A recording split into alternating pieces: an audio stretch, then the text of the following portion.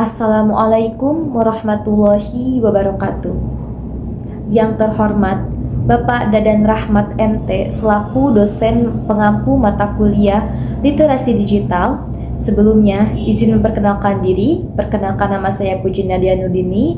Di sini saya sebagai moderator yang akan mengatur jalannya presentasi dari kelompok 6 dengan judul presentasi yaitu Pembelajaran Digital di Universitas Muhammadiyah Sukabumi. Izinkan saya untuk memperkenalkan anggota kelompok saya, yaitu diantaranya ada Muhammad Abduh dengan NIM 213061104. Yang kedua, Puji Nadia Nurdini dengan NIM 213061175. Dan yang terakhir ada Aas Ariska dengan NIM 213061182. Kelas 2C Prodi Akuntansi Fakultas Ekonomi. Baik, di sini ada pokok pembahasan yang akan kami jelaskan. Yang pertama ada pengertian literasi digital dan komponen dalam literasi digital yang akan disampaikan oleh saya. Yang ketiga dan keempat yaitu manfaat literasi digital serta pentingnya literasi digital di kampus akan dijelaskan oleh Saudari Aas Ariska. Dan yang terakhir yaitu penerapan literasi digital pada pembelajaran mata kuliah pada masa pandemi di Universitas Muhammadiyah Sukabumi yang akan dijelaskan oleh Saudara Muhammad Abduh. Di sini ada pengertian literasi digital. Menurut Paul Glister 2007 dalam Harjono mengatakan bahwa literasi digital merupakan kemampuan untuk memahami dan menggunakan informasi yang didapatkan dari berbagai sumber. Sedangkan menurut Deakin University Graduate Learning Outcome Tree mengungkapkan bahwa literasi digital adalah upaya memanfaatkan teknologi dalam menemukan, menggunakan, dan menyebarluaskan informasi dalam dunia digital seperti saat ini.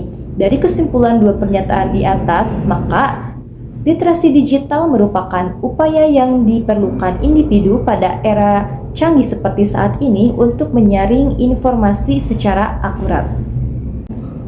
Baik, selanjutnya ada komponen literasi digital. Menurut Steve Wheeler, dalam tulisannya yang berjudul Digital Literacy for Engagement in Emerging Online Cultures 2012 dalam Maulana, menyatakan bahwa terdapat 9 komponen penting yang termuat dalam literasi digital. Yang pertama yaitu ada social networking, yang dimana social networking ini adalah sebuah sosial media yang dimana orang-orang di seluruh dunia dapat menggunakannya. Contohnya seperti Facebook, Twitter, Instagram, dan sebagainya. Nah, keterampilan memanfaatkan fitur-fitur yang terdapat dalam sebuah aplikasi di sosial media merupakan pengetahuan dasar yang harus dimiliki oleh penggunanya. Yang kedua yaitu transliterasi. Komponen transliterasi ini didefinisikan sebagai upaya untuk memanfaatkan berbagai platform untuk membuat konten, membagikan, hingga mengkomunikasikannya. Dalam komponen ini lebih mengutamakan kemampuan untuk berkomunikasi di berbagai sosial media, grup diskusi, dan layanan online lainnya. Seperti contohnya pada website Kaskus yang dimana di dalamnya terdapat sebuah diskusi online, dan juga seperti Telegram dan juga aplikasi-aplikasi yang dapat digunakannya untuk berkomunikasi. Lalu yang ketiga ada maintaining privacy. Nah, sangat penting dalam literasi digital ini karena kita sebagai pengguna sosial dari berbagai platform harus memahami mengenai cybercrime. Nah, apa itu cybercrime? Adalah kejahatan dalam dunia maya yang melibatkan aktivitas ilegal menggunakan komputer, perangkat digital, atau jaringan komputer. Contoh dari cybercrime yang sering terjadi diantaranya yaitu pencurian online lewat kartu kredit, carding, peretasan via surel, hingga pencurian informasi pribadi. Jadi kita sebagai pengguna sosial media harus lebih berhati-hati dalam untuk pribadi diri. Yang keempat yaitu managing digital identity. Komponen keempat ini yakni managing digital identity berhubungan dengan bagaimana kita selalu menggunakan platform, menggunakan identitas secara tepat di berbagai sosial media yang kita miliki. Jadi setiap kita ingin menggunakan sebuah sosial media harus tepat dengan diri kita, seperti itu. Yang kelima ada creating content. Creating content ini merupakan keterampilan kita sebagai pengguna platform dalam membuat atau menciptakan sebuah konten, misalkan platform Powtoon, Blogspot, WordPress, dan lainnya. Yang keenam yaitu ada organizing and sharing content, berkaitan dengan bagaimana kita sebagai pengguna platform yang mengatur dan membagikan konten informasi supaya lebih mudah disebarkan kepada halayak umum. Yang ketujuh yaitu ada reusing or repurposing content. Di sini mengutamakan bagaimana kita selaku pengguna platform membuat atau mengolah kembali konten yang ada supaya dapat dipergunakan kembali sesuai dengan kebutuhan. Lalu yang kedelapan ada filtering and selecting content. Nah, mengutamakan kemampuan mencari dan menyaring informasi yang tetap sesuai dengan kebutuhan kita. Dan yang terakhir yaitu ada self-broadcasting. Dalam komponen ini memiliki tujuan yakni memberikan ide atau gagasan menarik serta konten multimedia melalui berbagai platform, misalkan blog atau forum online. Self-broadcasting ini dapat menjadi upaya berpartisipasi masyarakat sosial online dalam kegiatan literasi digital, seperti misalkan konten-konten yang bersifat broadcasting pada platform YouTube dan sebagainya. Baik, selanjutnya akan dijelaskan oleh Saudari Aas Ariska. Kepadanya dipersilahkan. Manfaat literasi digital menurut Brainweek dalam karya informasi grafisnya yang berjudul Top 10 Benefit of Digital Literacy, Why Youth Should Care About Technology 2015 yang berisi 10 manfaat dari adanya literasi digital, menghemat uang dan waktu, menambah ilmu dan wawasan luas, membuat keputusan yang lebih baik, selalu terhubung, memperoleh informasi terkini, belajar lebih cepat, manfaat, kemampuan literasi apapun itu selalu berkaitan dengan kompetensi terhadap 5 kompetensi dari literasi digital dan media, yaitu kemampuan menggunakan teks, alat, dan teknologi untuk hiburan, mengakses informasi, kecakapan dalam berpikir kritis, menganalisis dan mengevaluasi data, mampu mengkomposisikan pesan dan dalam praktik yang kreatif, kemampuan untuk berefleksi dan berpikir etis, berpartisipasi aktif dalam aksi sosial baik secara individual ataupun melalui usaha kolaborasi dalam berbagai pihak. Hobbes 2011. Pengintegrasian proses pembelajaran dengan ruang digital juga menjadi penting, seperti yang sekarang ini sedang gencar disosialisasikan oleh Pusat Inovasi Pembelajaran PIP Universitas Muhammadiyah Sukabumi (UMI). Melalui IDE, varian tugas-tugas perkuliahan juga dapat diarahkan agar mahasiswa memproduksi konten melalui bentuk media digital, baik yang berupa teks maupun gambar digital, poster, atau gambar bergerak, video, atau film. Selanjutnya, yaitu akan dijelaskan oleh Saudara Muhammad Abduh. Kepadanya, disilahkan. Baik, terima kasih. Untuk selanjutnya, penerapan literasi digital pada pembelajaran mata kuliah di masa pandemi di Universitas Muhammadiyah Sukabumi. Yang pertama yaitu menggunakan LMS atau Learning Management System. Yang kedua menggunakan Google Classroom. Yang ketiga menggunakan Zoom Meeting. Yang keempat menggunakan via WhatsApp. Yang kelima Google Meet. Yang keenam Google Form. Dan yang terakhir menggunakan YouTube. Yang pertama yaitu LMS atau Learning Management System. Menurut Trivedi, pada jurnal Larasati pada tahun 2019, Learning Management System atau LMS adalah sebuah sistem yang terintegrasi dan komprehensif serta dapat digunakan sebagai platform e-learning.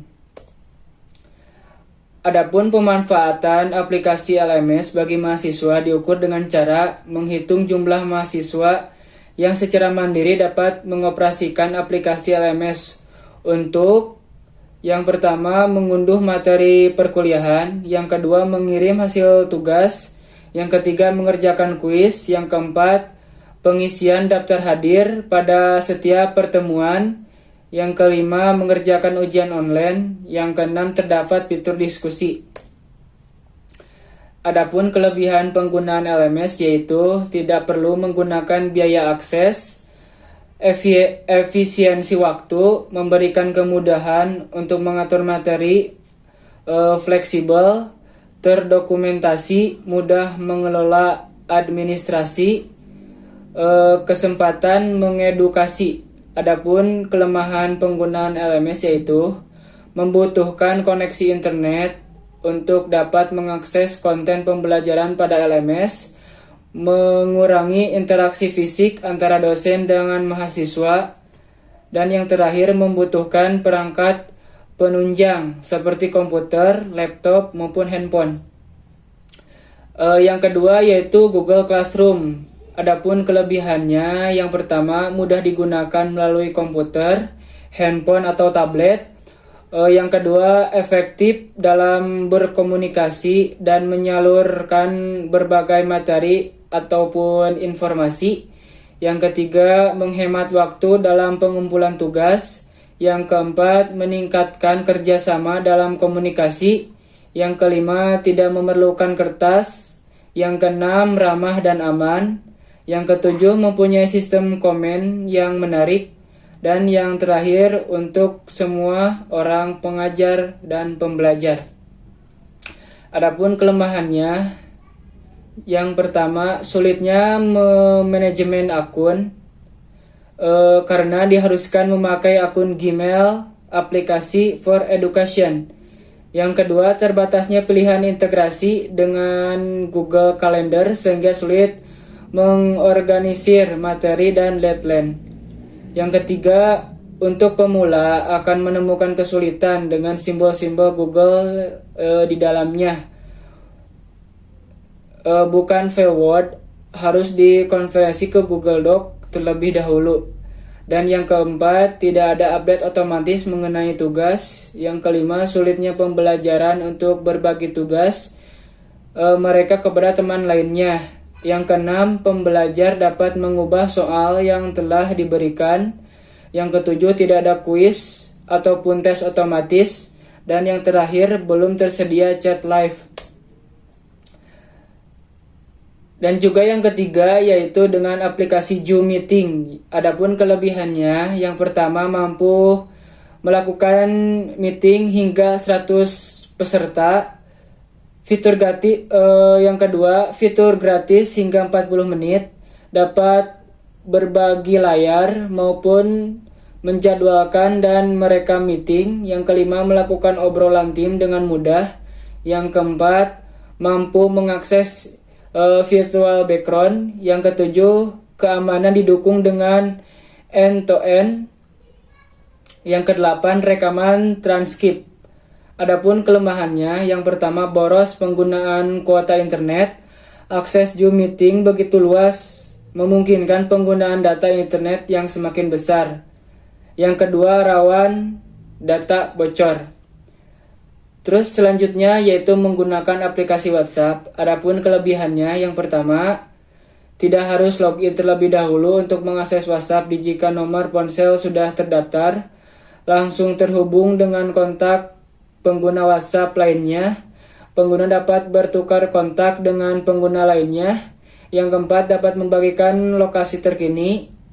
Dapat mengirim pesan ke banyak orang. Pelaksanaan pembelajaran daring lewat video call WhatsApp.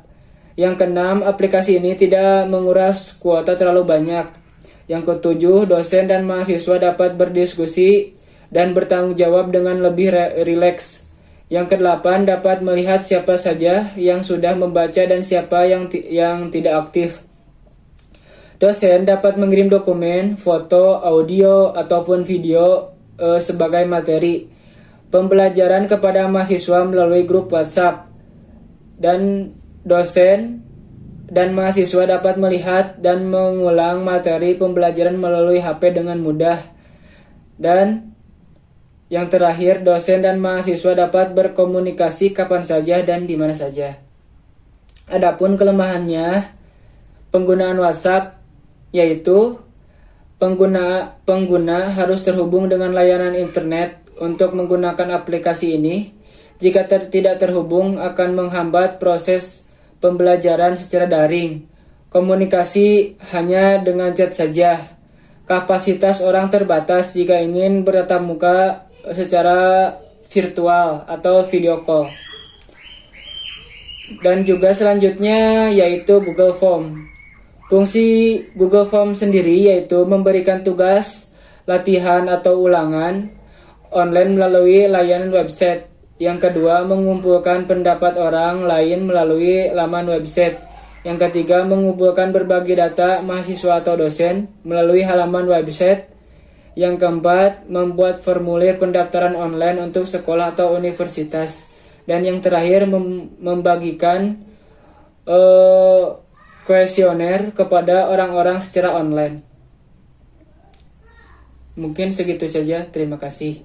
Baik, untuk kesimpulan presentasi kali ini yaitu di mana kita sebagai mahasiswa harus mengetahui bahwa literasi digital dalam dunia pendidikan sangat bermanfaat. Seperti kita bisa menggunakan platform-platform yang sangat bermanfaat untuk kegiatan kita sebagai pelajar. Misalkan aplikasi-aplikasi seperti Zoom Meeting, Gmeet, Google Classroom, WhatsApp, YouTube, dan juga yang terakhir adalah LMS yang dapat membantu pembelajaran kita di masa pandemi saat ini yang hanya bisa digunakan secara daring.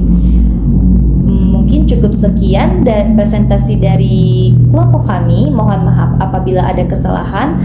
Wassalamualaikum warahmatullahi wabarakatuh.